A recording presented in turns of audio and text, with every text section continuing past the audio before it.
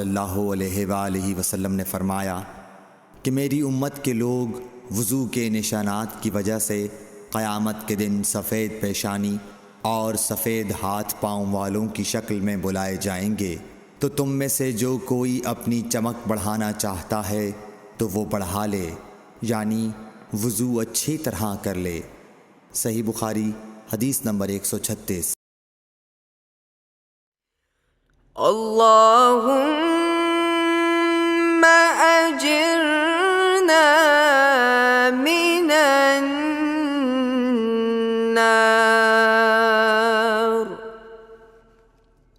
اے اللہ ہمیں جہنم کے عذاب سے بچا۔